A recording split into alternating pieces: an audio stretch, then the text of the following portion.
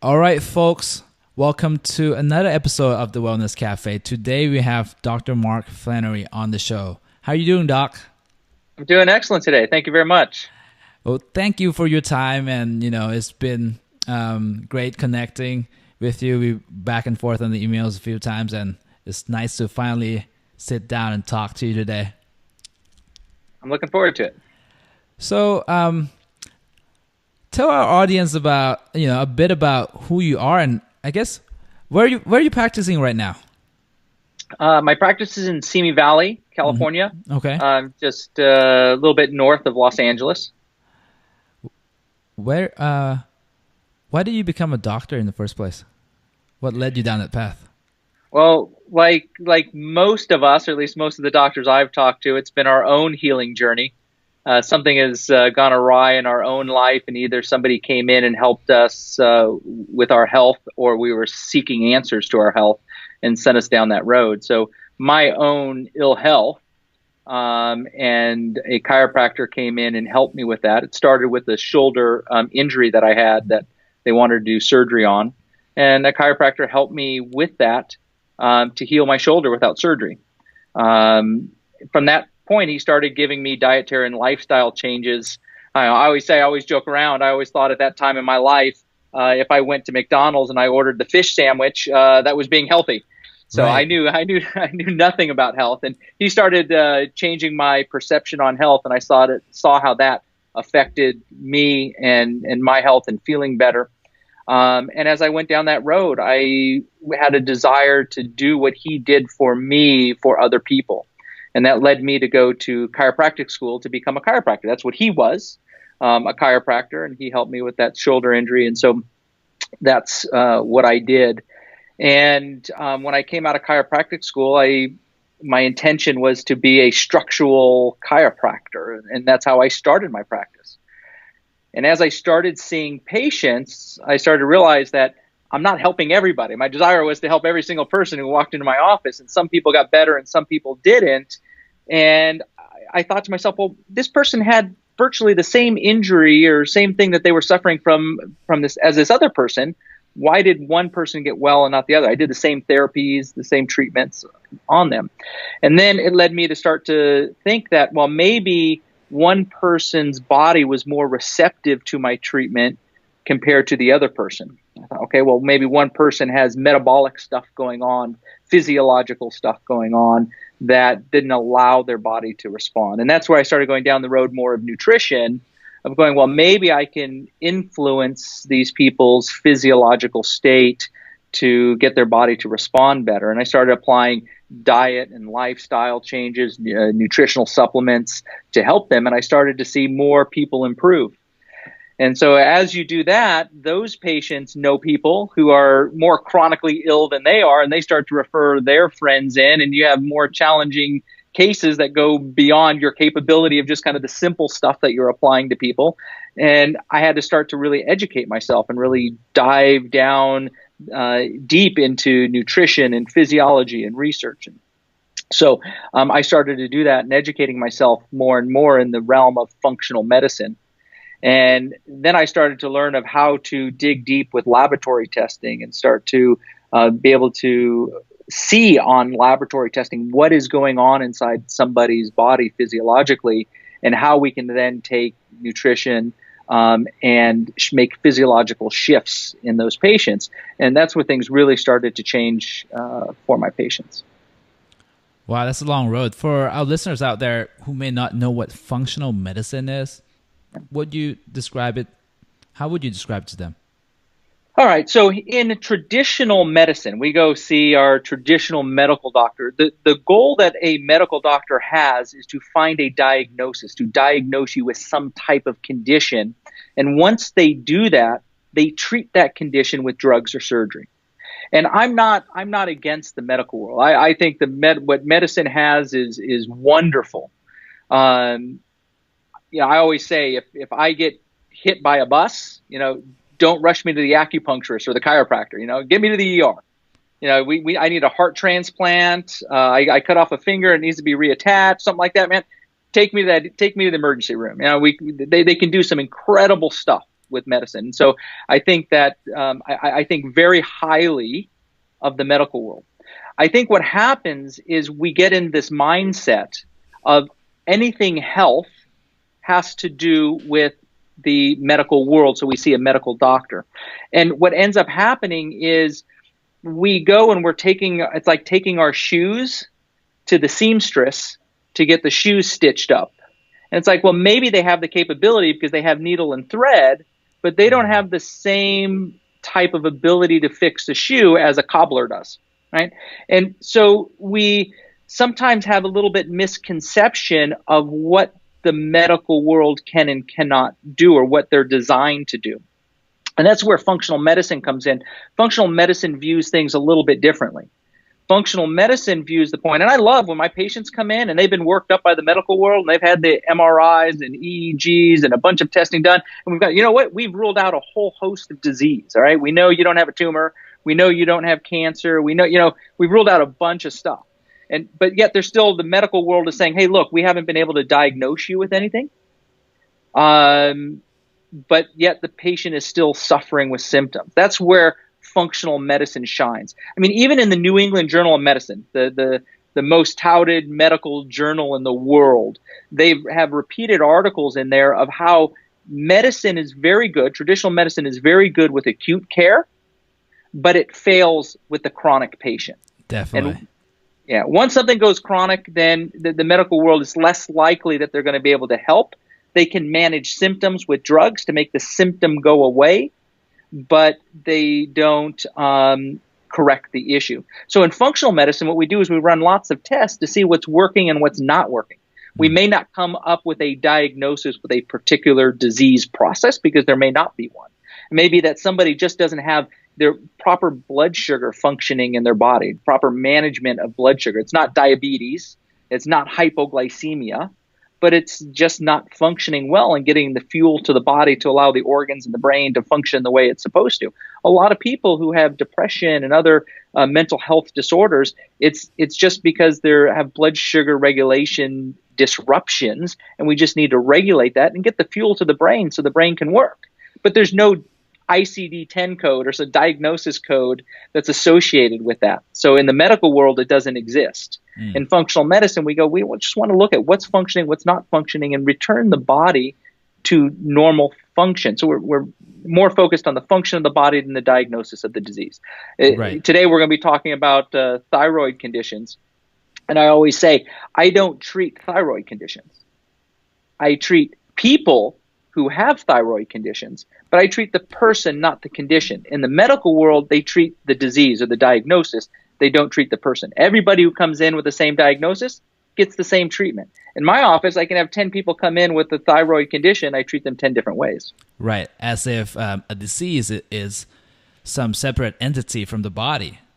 Meanwhile, correct. Functional medicine looks at the cause of the problem, or why the body's physiology has shifted in a certain ways in response to something, and you find that something, whatever that something is for that person, and you correct it.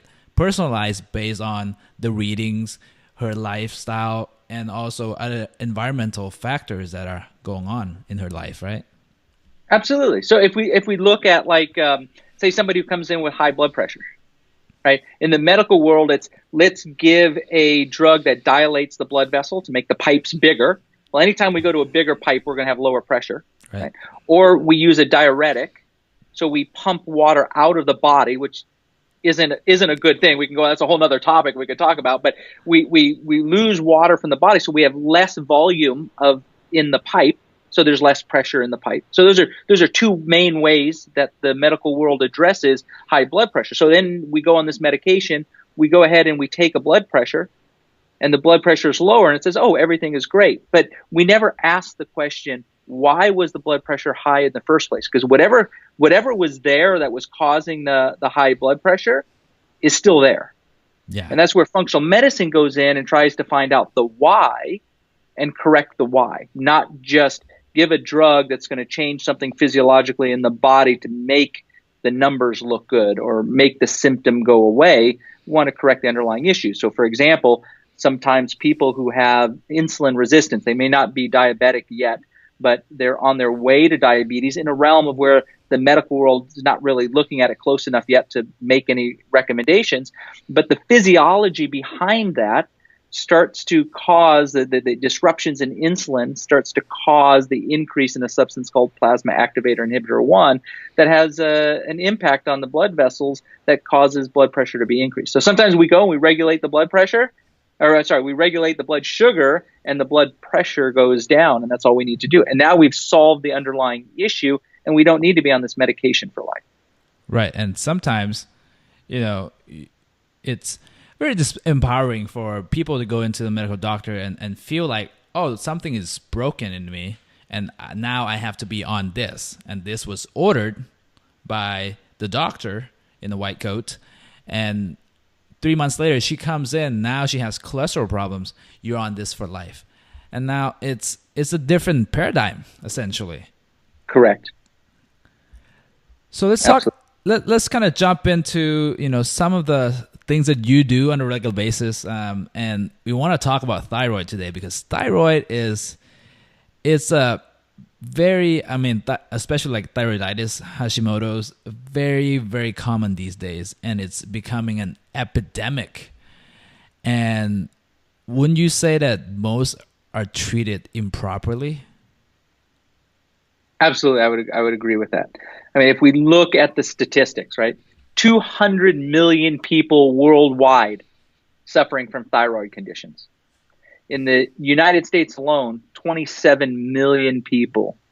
If we look at more women than men are affected, so 1 in 8 women are affected, 8 times greater than males.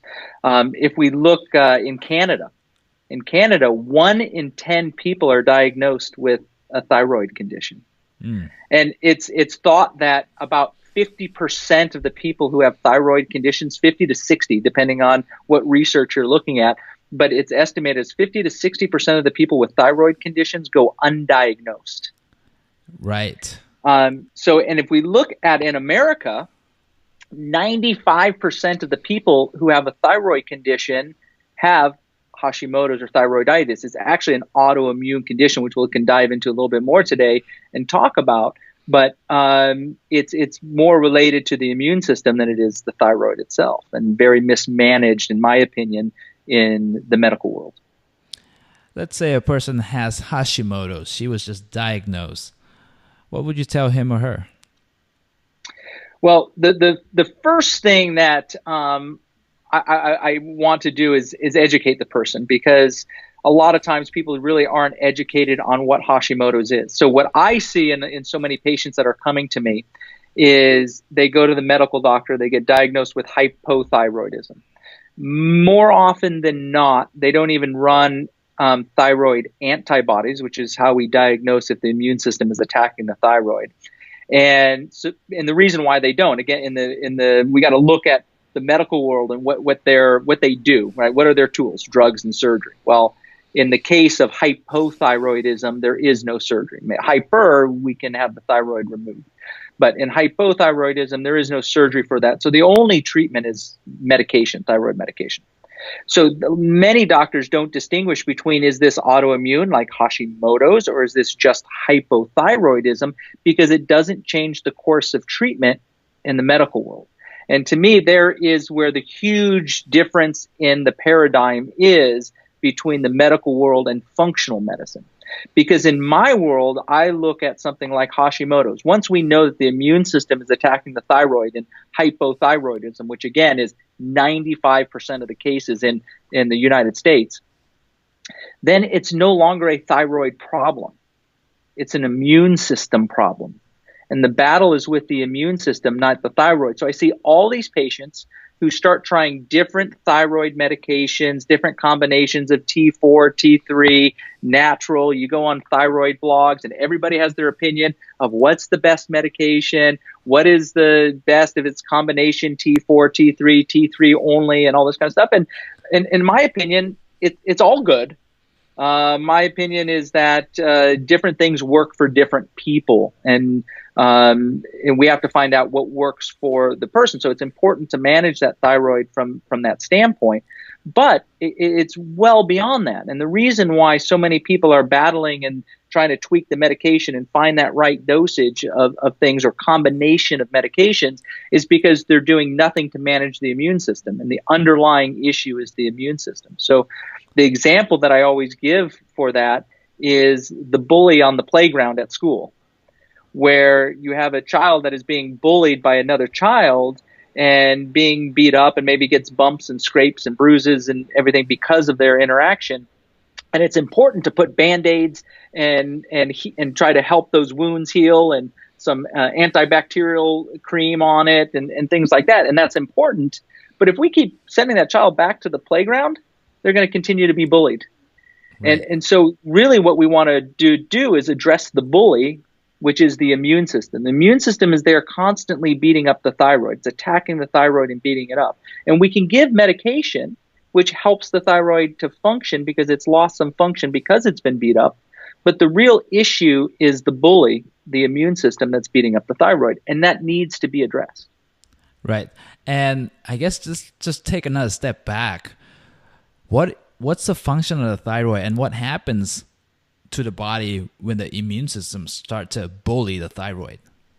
If we look at the thyroid hormone, the thyroid gland makes thyroid hormone. Thyroid gland is in the lower part of our neck, and it makes T4 and T3 hormone. Now, T4 hormone is about 93% of what it does. It was what it makes. Only 7% of what it makes is T3 hormone. But T3 hormone is the more metabolically active hormone in the body. It's what's more important to us. So outside of the thyroid, in our liver, in our digestive tract, to some degrees in our kidneys, we convert 80% of that T4 hormone into T3 hormone. So what happens to a lot of people is their thyroid is functioning fine. People run tests on the thyroid and the thyroid looks good. But then beyond the thyroid, outside the thyroid, we're not properly converting T4 to T3 hormone. That's where a lot of people suffer from hypothyroid symptoms. And the important thing of having that proper level of T3 hormone is that thyroid hormone is the one hormone that goes to every single cell in the body. So when people go, what are the symptoms of hypothyroidism? And really I say, name it. You name something and I can tell you how it relates to hypothyroidism because it relates to every function of every cell in the entire body. So this is why people who have hypothyroidism have this like wide variety of symptoms, and they suffer from so many things because the digestive tract is affected and the brain is affected and the liver function is affected and muscles are affected. And so everything in the body is affected. Yeah, and people can go from doctors to doctors to doctors trying to figure out what's going on. And I think the most important thing is, for them to know that they're not alone and this can be fixed. Well, they're certainly not alone when we look at 200 million people worldwide are affected, right? So they definitely aren't alone. And there are the people who have hypothyroidism who go on medication and they get help. That's not the average person. The average person goes on the medication and either they get help initially and then they go right back to where they were, or they don't get help at all from going on medication. They feel no different being on medication, being off medication, even though maybe their lab test looks somewhat better. So often we say, doctors say, well, your lab tests look good. Everything looks normal, so you must be okay. So when that person goes on thyroid medication and they're still suffering from constipation, it's like, here's the laxative. And they give the prescription for the laxative. And they say, well, I'm still depressed. And they go, well, here's the prescription for the antidepressant. And so on and so forth. And we start giving other drugs for each individual symptom that's not helped. And the reason why it's not helped is the interference of what's going on in the process of the physiology and the way that the activation of the immune system affects physiology throughout the body. And because the immune system isn't being affected at all by supporting with thyroid medication, the bully's still left to be able to run rampant on the playground. a lot of people still suffer from symptoms, and it's more people than not go on thyroid medication and still suffer from the same symptoms and see no difference being on thyroid medication. All right, so Doc, you're saying that Hashimoto's is an autoimmune problem or an immune system problem, not the thyroid problem. So what causes the immune system to start to attack its own thyroid or other tissues? That's a good question. There's a lot of things in this world. So if we look at the basic function of the immune system is designed to attack invaders in the body. We get a bacteria or a virus or a parasite or mold or something that comes in our body that's not ourself. The immune system is designed to attack it and get rid of it, remove it. When we look at the word autoimmune, auto comes from the Latin word like autobiography, meaning self. And so when we look at autoimmune, we're talking about the immune system attacking self tissue. There's many different types of autoimmune conditions in this world, like rheumatoid arthritis, where we attack the joints in the body, or Hashimoto's that we're talking about is where the immune system attacks the thyroid, or multiple sclerosis, where we attack the myelin sheath covering the brain. There's many different autoimmune conditions that we have names for, and there's many more that we don't even have names for, that we don't call any particular disease. But this is where the immune system starts to mistake a tissue in the body for being an invader like a bacteria or a virus and is attacking it, trying to remove it. This starts to break down the tissue. The tissue starts to scar over. One of the ones that many people may know of is type 1 diabetes, and this is where the immune system attacks the pancreas. The pancreas becomes dysfunctional. One of the pancreas's job is to produce insulin. And then people have to go on insulin injections because the pancreas no longer functions. It's no longer there. It's been destroyed by the immune system. So now we have to inject insulin in order to live, because the organ that does that in the body no longer does it. It's the same thing that can happen to the thyroid. The immune system attacks the thyroid, destroys the function of the thyroid, and then we have to go on thyroid medication to replace what the thyroid does, because the gland is no longer functional or no longer fully functional anymore. Now, one of my most visual examples that I can give is that of food coloring. Now, we all have seen where somebody eats a sucker or sucks on a candy or something like that, and our tongue changes color. Right? Well, that food coloring goes down our digestive tract, and our digestive tract is going to turn that same color that our tongue turned, because what's happening is the coloring is actually binding to the tissue on the tongue. Well, some of that coloring is going to get absorbed into the body, and it's going to go into the bloodstream, and it's going to circulate throughout the body. And as it goes out of the bloodstream and goes to that blood gets perfused into the tissues of the body to bring nutrients and oxygen and things like that to the organs of the body. It's what the blood does. It's carrying that food coloring with it. So now that food coloring goes into the organs of our body, and just like it discolors the tongue and our digestive tract, it attaches to the tissue of an organ in the body. When it attaches to the tissue of that organ, it is no longer the same structure, the original structure of what it once was. And the body is now looking at it as a foreign object. And the immune system starts to come in and attack it because that coloring is attached to it. And this starts the autoimmune process against the tissue. This can happen because somebody's infected by a bacteria or a virus, and it could be a normal, like an Epstein-Barr virus that causes mono, or it could be a bacterial infection. Somebody gets a strep infection, things like that. But the immune system is designed to attack proteins. So it's attacking the protein in a virus or the protein in a bacteria. And our tissues of our body are also made up of proteins. And what can happen is there could be proteins within inside a bacteria or a virus that look similar to proteins in tissues of our body. And now what happens is our immune system gets a little bit dysfunctional for one reason or another, and we can talk about some of those things too. And the immune system loses the ability to completely distinguish between the Epstein-Barr virus and the thyroid tissue, let's say. That's some research showing between those two tissues. So now what happens is somebody gets mono, they seemingly get over mono, but that virus doesn't actually leave the body. The virus is in the body, just like we get chickenpox when we're a kid, and that chickenpox virus stays in the body. Now what's happening is the immune system is activating against that small amount of Epstein-Barr virus that's left in the body, but it's also looking at the thyroid tissue as being part of that Epstein-Barr virus and attacking the thyroid and destroying the tissue. We can have the same thing happen from environmental chemicals.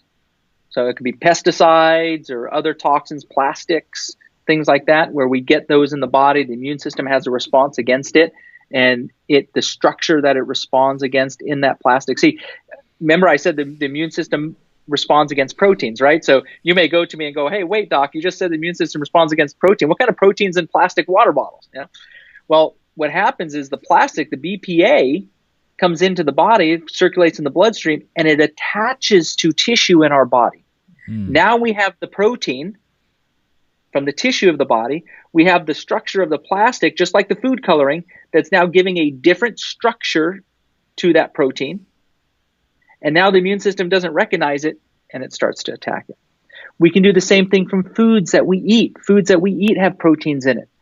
And we can start reacting to wheat or dairy, we can react to healthy foods. We can react to avocados and asparagus. And the immune system, if it is reacting to a certain protein in that food that looks similar to a protein in our body, we start reacting against that tissue in our body as well. Right. So essentially, the immune system is just doing its job, doing what it knows best what to do. But what happens when we contaminate our lifestyle with all these different chemicals or toxins or food-like substance that we contaminate our system with it, now the immune system starts to recognize it. Okay, well, I got to protect the body by attacking all these different proteins. Absolutely. And we have to look, there's a whole nother side to this whole thing too. Because why are some people who are exposed to the same things not getting an autoimmune condition, whereas somebody else is, right? If that's the case, then all of us should have autoimmune conditions, right? Well, we certainly see autoimmunity is on the rise. We read article after article and research after research that just shows how autoimmunity is growing and growing and growing as our environment has become more contaminated, as we live more stressful lifestyles and things. So certainly our lifestyle and our environment is affecting things more, and autoimmunity is purely an epidemic now compared to what it was decades ago. But we have to also look at the immune system itself, because we have to look at the health and the function of the immune system at the same time that somebody is exposed to these things. I always kind of use the example of, we see some people who, they smoke all their life. They have mercury fillings all over in their mouth, and their gums are all gray and everything because that mercury is leached into their tissues and things. And they're as healthy as can be, and they die at 105 years old peacefully in their sleep. And then you look at somebody else who's, they're 18 years old, they're healthy as can be, they've lived a healthy life, they made every right decision, reduced contaminants in their life, and they go and they get one mercury filling, one small little filling in their mouth, and their whole life falls apart. What's the difference between those two people? If we ran environmental toxicity tests on them, the one person's all filled with these chemicals and things like that, and we may say, hey, we have to chelate you and detox you and get all these chemicals out. And the person may be sitting there, why? I'm healthy as can be. I'm here smoking away and filled with all these chemicals, but I feel healthy and I'm 105 years old. Why do I need to get rid of these things? Where this other person had a small little amount of mercury put in their mouth for this filling, their life fell apart. And if we ran an environmental toxicity test on that person, probably nothing shows up. They're probably showing to be completely clean. And the difference is how the immune system is reacting to those different things. It's not a matter of the load in the body, the toxic load on the body all the time. It's just a matter of the immune system's reactivity to that particular environmental element or that toxin. So what happens is stress in our life, genetics, every infection that we've ever had in our body, Stress is a huge one. Every stressful event and stress suppresses the immune system. It causes a dysfunction. Depletion of an antioxidant in the body called glutathione. All of these different things starts to set up the immune system for dysfunction. In a properly healthy functioning immune system, we should be able to distinguish the difference between the protein in wheat and the protein in the thyroid gland. Now, research shows us that the protein in wheat, the gliadin, is very similar in structure. There's components, there's parts of it, sequences in there that are very similar to sequences in the proteins in the thyroid gland. And so the immune system should be keen enough to be able to tell the difference. This protein is different than this protein over here. As the immune system starts to get dysfunctional and as the glutathione levels start to deplete, and as we have more stress and more environmental impact and things on us, and the immune system gets dysfunctional, it starts to lose the ability to tell the difference between those two. And so now it starts to look at the thyroid gland. It knows it's reacting to this wheat over here. And then it starts to look at the thyroid gland and go, oh, wait, hey, that's the thing that I'm supposed to attack. And it starts to attack it when really it's not. But we've just lost the ability of the immune system to distinguish between the two.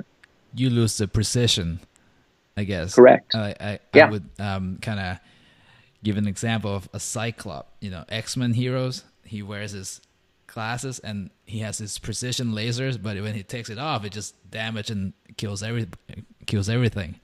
Yeah, exactly. Right. That immune system is very, very targeted when it functions properly. Now we have the other side of the coin too. If we're looking at the food coloring that's attaching to the tissue, it's creating a new structure. So the immune system is actually doing what it's supposed to be doing in that case. It's supposed to be removing foreign tissue, and it's looking at that tissue as being foreign. So that's when we get mercury in the body, and mercury is attaching to a tissue in the body, or you get lead in the body, or you get pesticides, or you get the food coloring, or you get these things that bind up to human tissue. And then it starts to change the structure because now you have a new molecule attached to that protein. Immune system sees that as a different protein, and it starts attacking it. So obviously you're dealing with patients from all walks of life. People are calling you in from all over the world for these type of questions. What do you address first? Do you address the stress side? Do you address the the food tolerance? Do you address the immune system? What do you actually address first? I address it all. It's a very complicated question. So for me, the best way for us to do is evaluate as much as possible. The more tests that we have, the more we're able to evaluate to see what's going on in a particular person's body, and dive into their history and like my intake forms. I lose a lot of patients. A lot of patients don't come in my office because they look at my forms and they say, your forms are too complicated to fill out, right? Well, if my form is the same simple form as everybody else's form out there, then I'm going to get the same results that they got. If I want to get different results, I got to dig in deeper. So my intake forms are many, many questions. I have about 40 different open-ended questions where I ask and get patients, and I go through each and every new patient's detailed history of what has transpired, all their symptoms of what is going on, because all these things help to direct me in different directions. Now, I may determine where people may have proper detoxification taking place in their body where somebody else doesn't. So one person we have to work on detoxification pathways, somebody else we don't. Somebody else we find infections in the digestive tract that we have to work on and get rid of. Somebody else doesn't have those. So once I have as much information as I can possibly have on a patient, I kind of take all the different things that I see going on and I start to make kind of a priority list for that patient. Right. And I can list a couple of the top, things like blood sugar. Blood sugar is a big one. I do a lot of lecturing, and I lecture to other doctors. So other doctors who I've lectured to and taken my classes, they tend to refer their patients that they have a difficult time with to me. And what I find out from those patients that I come in, most of the time, the majority of the time, the issue is not that the the doctor didn't pay attention in the class that I gave, or they don't know what they're doing, they were way off base. I look at what they did, and they did very good treatment with that patient, but they failed to address the blood sugar issue because they didn't feel like it was a big enough issue. Blood sugar is a big one. Blood sugar is like if we look at a car and we take a fancy old car and we restore it and we get it all looking great and everything like that, but we never put gas in the tank, that car is not going to go anywhere. And glucose and blood sugar is the way that we fuel our bodies. And we take glucose and we take oxygen from the air that we breathe in, and we mix them together inside the cells of the body to make energy. And if we don't have that glucose coming into the body, we can't have function happen in the body. So that's a big one. Glucose is always up there. You know, infections are a big one that we have to deal with. But not everybody's dealing with infections. Some people are, some people aren't. So we try to look at as many of these different factors as I can in each patient. And then I kind of make that priority list for that patient of what we need to address. And, you know, a lot of times the things that we need to address, the list is, you know, too long to address all at one time. But if we take a priority list for that patient and we start to address those priority things, generally if we take the top 3 or 4 and we start focusing on those in the beginning, then we are able to solve a lot of the other things that are down the line because they're secondary to those primary things. There's a lot of things that happen secondary to blood sugar issues. So you start restoring blood sugar function in the body. A lot of things in the body start to correct itself. Right. When there's autoimmune issues, you know, we definitely have to support the immune system. We know the immune system is dysfunctional. So we certainly start off with support. That's some basic stuff that needs to be done on any patient that has autoimmunity. Okay, so obviously it's definitely a personalized approach. Now let's ask this. I'm going to ask a shotgun approach question. Yeah. 3 things that a person can do right now to save their immune system. 3 things that a person can do right now. If we look at research with autoimmunity, the 2 foods that are shown to be the most destructive is gluten from wheat and dairy.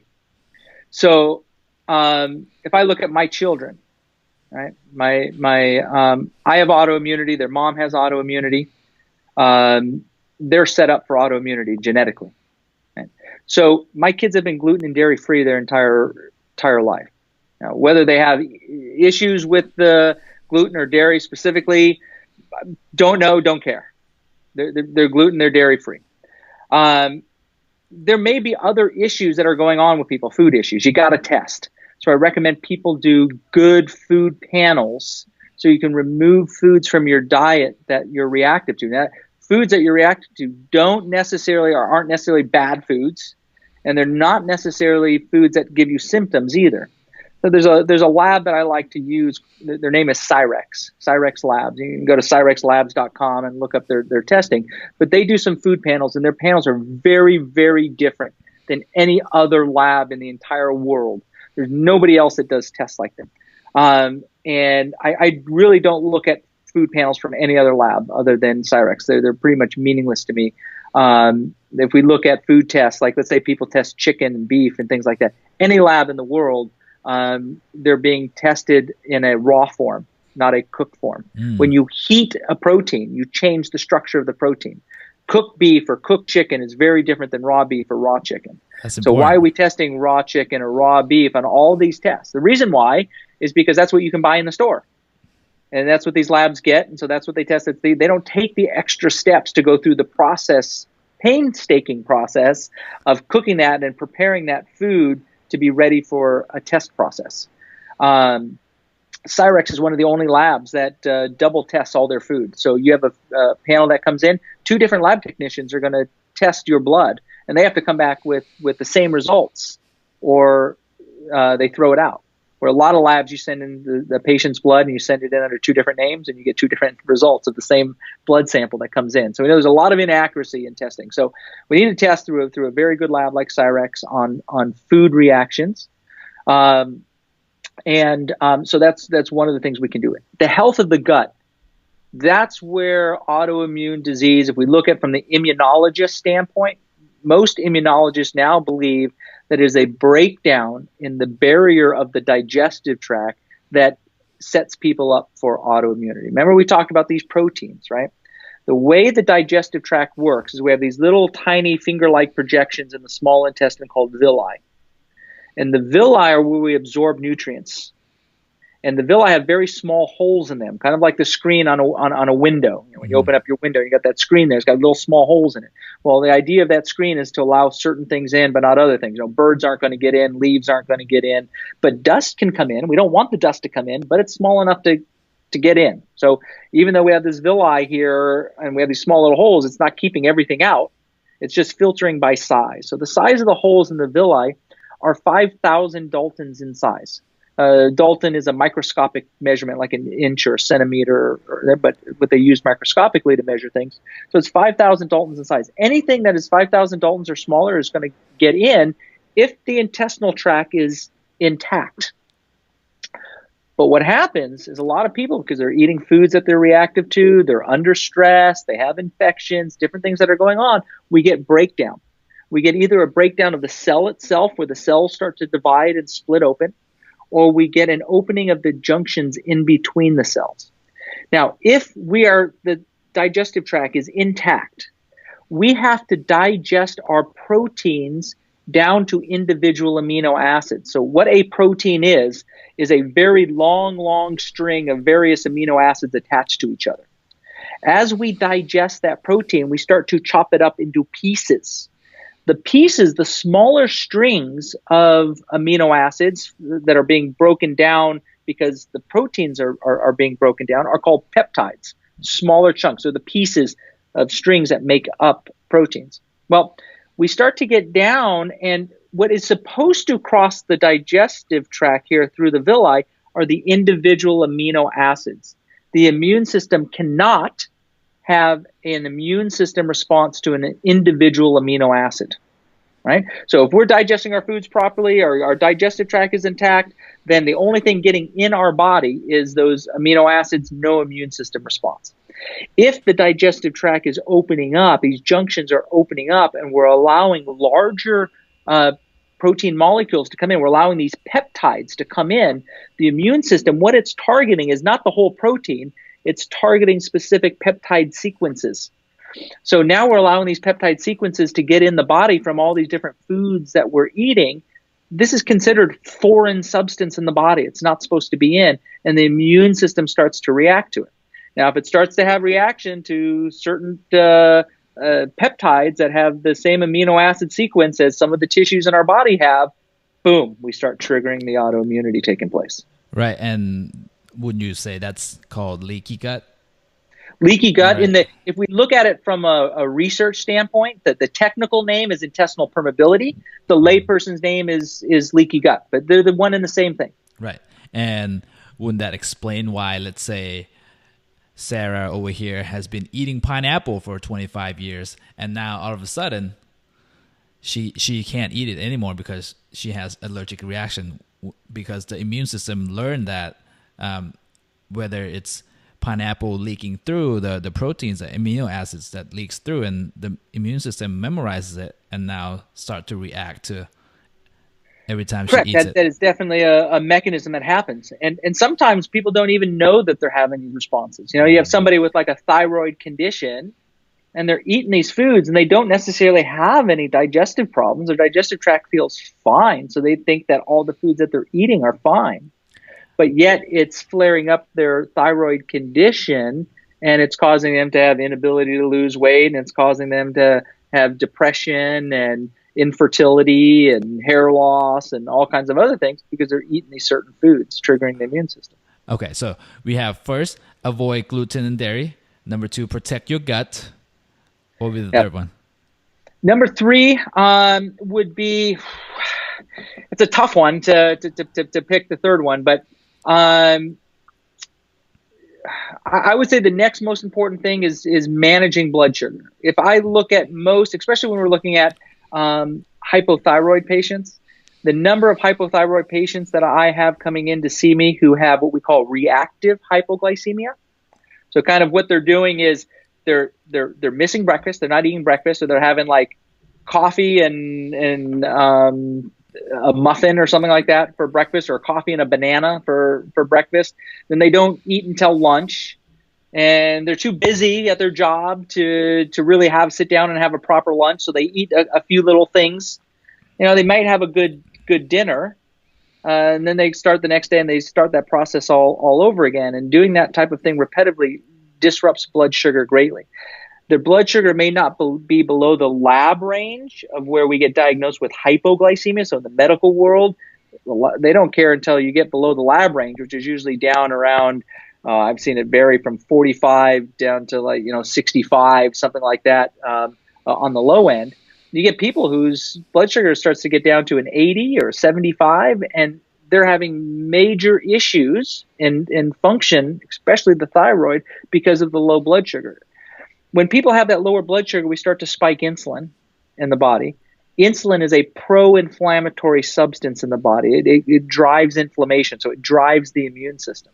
And so those fluctuations in the insulin are driving the immune system to have a greater attack. So that insulin, those spikes in insulin, whether it's someone with hypoglycemia or somebody with insulin resistance heading towards diabetes or somebody with diabetes, is definitely going to have an impact on the immune system and predispose somebody for autoimmunity. Right? Of course, I got to throw in there too. I know you said 3, but we got to look at environmental toxins and our exposure to environmental toxins in this world, and plastics. So many people think it's okay to drink out of a plastic water bottle. It's not. I used to work for Whole Foods when I was going through chiropractic school, and they would bring in their shipments and they'd drop them off at the back dock. And sometimes we had to wait until the evening to bring those shipments in, because the boxes they brought them in, the plastic boxes that they would come in, or even just the plastic water bottles on pallets, would be so hot you couldn't even touch them. And so we look at, they ship across the country in the back of a truck, and it can get to 180 degrees in that truck, heating up that plastic, leaching into the water. And then you go and you grab one out of the refrigerator thinking, oh, the plastic water bottle is all cold and everything. So that's not a problem. I know it's not okay to drink a hot water, out of hot plastic, but you never know kind of where that water bottle's been. So, I highly recommend, not consuming anything that comes out of plastic, even if it is a cold item, because sometimes those things get shipped and they get heated in the shipment process. So that's really important. The other thing is, so many people have done research and they go, okay, well, you know what, but I drink out of a water bottle that's BPA free. Okay. Right. But what people don't understand is there's BPB, there's BPD, there's BPE, and all those things are just as bad as BPA. So all they have to do is switch to one of those other types of plastics and say it's BPA free, but it's still filled with toxins, poisons, and things there. So staying away from those types of things in our environment, as many type of that, reducing that chemical exposure, is also really important. I got to throw that in there. Wow, such a wealth of knowledge, Dr. Flannery. Once again, I appreciate your time to come on the show today and just share with the world what you know about conditions. And clinically, these are clinical experience, that you've been able to help other people around the world, and such an amazing time. Thank you so much for coming on. What about cheat days, Doc? For those people that have autoimmune conditions or Hashimoto's, what if they're refrained from that particularly active food for a while, and they go out and they just want to have a pizza or a chocolate chip cookies? What do you say to that? Oh, that's terrible. What people don't understand, and we don't have all the research, right? If we look at gluten and dairy, let's just take those two foods, right? Especially with Hashimoto's, because it's so well researched about the connection between gluten and dairy, their structures, and the structure of the thyroid gland. So when it comes to the thyroid, those right now are the two foods that we know are most destructive. So I'll talk about those.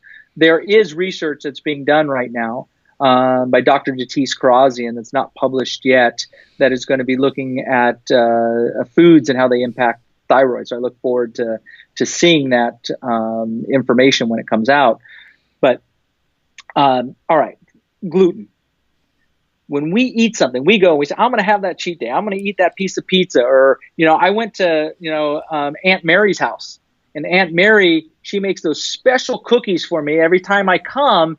And she made those for me. And I didn't want to be rude. So I wanted to, I ate a cookie and, I just kept it at one.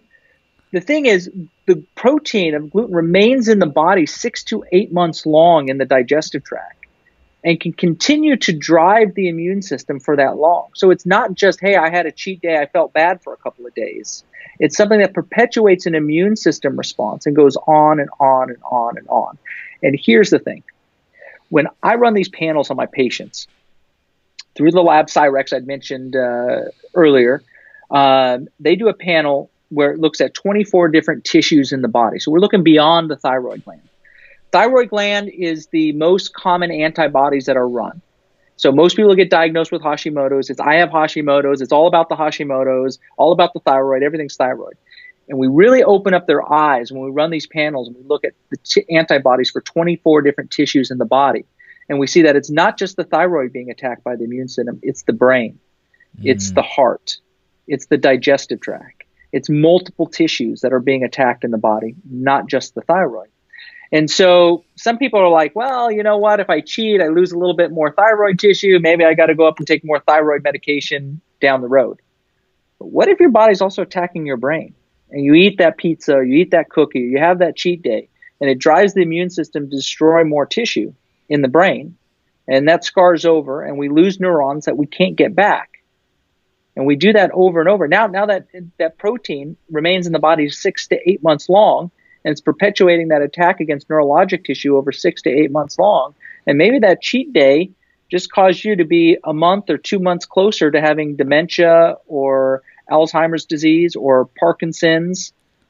So we can't see the future and what happens. And that's one of the downsides of the work that we do, is that we never get to see what would have happened. What would have a patient's life been like if they didn't follow our advice? If they just kept living the way they lived, what would have happened? They get to see what happens after they do follow the advice, but we never get that comparison. I had one patient who wrote a testimonial for me one time, who I titled it The Unusual Testimonial, because he came in, I talked to him about how he was on the brink of having diabetes, and he was on the brink of having a heart attack or a stroke.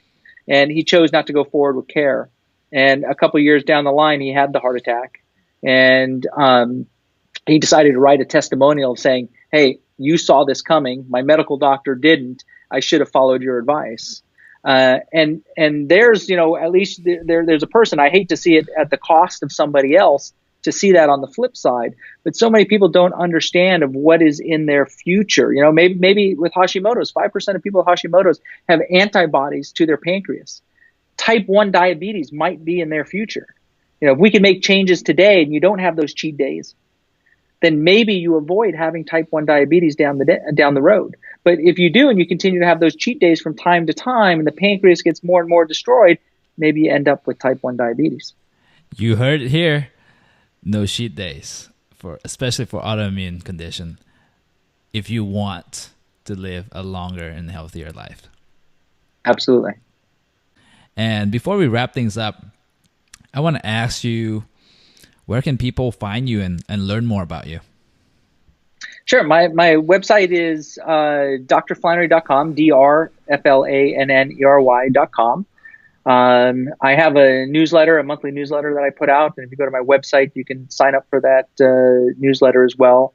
We have a Facebook page, Dr. Flannery is the Facebook page. People can look up there as well. The name of the show is called The Wellness Cafe. What does wellness mean to you? Well, I think when we look at wellness,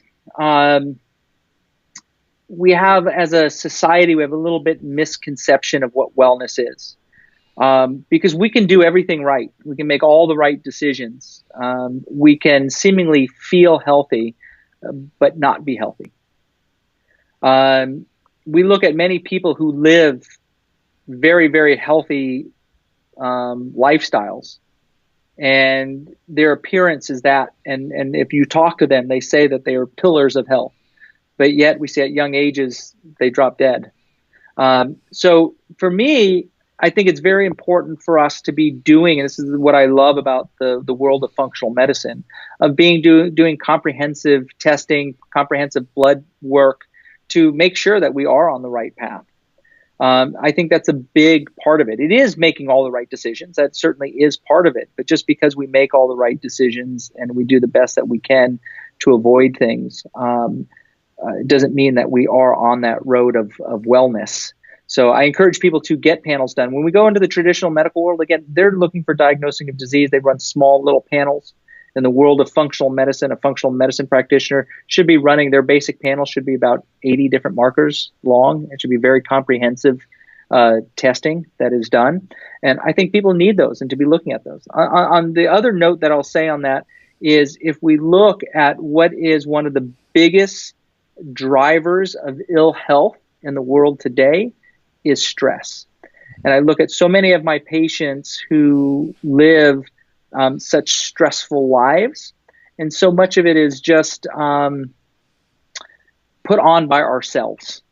It's either one where we think we should be in life, our status or what we own or what our life should be like. And if it's not like that, if we're not living that perfect life within our own image of that, puts a lot of stress on us and we worry about it. I think that worry and stress are just our killers, and affect us greatly. And so I think that people need to look at managing their stress, whether that is getting people out of their life who don't belong in their life, whether it's making changes in jobs, and sometimes it's a very difficult choice, and a lot of people say it can't be done, but I've watched so many patients do it and the impact that it has on them. Or whether it's just changing our perceptions of what our life should be like and accepting our life for where life has taken us and where we are in life. But I think stress is one of those ones that is a major killer for all of us. Dr. Flannery, I want to acknowledge you for doing such an amazing work. I mean, once again, you became a chiropractor, became a doctor, and then you wanted to know more, so you educated yourself. So I want to acknowledge you for doing that, for having your website, for educating other people around the world and help the world to become a better place. Thank you for that. Well, thank you very much. Thank you for what you're doing here and getting the word out to so many people through your podcast, and really appreciate what you're doing as well for the world of functional medicine and for patients out there, and kind of disseminating the information that these people need to help them improve their lives. So thank you for what you do. Thank you.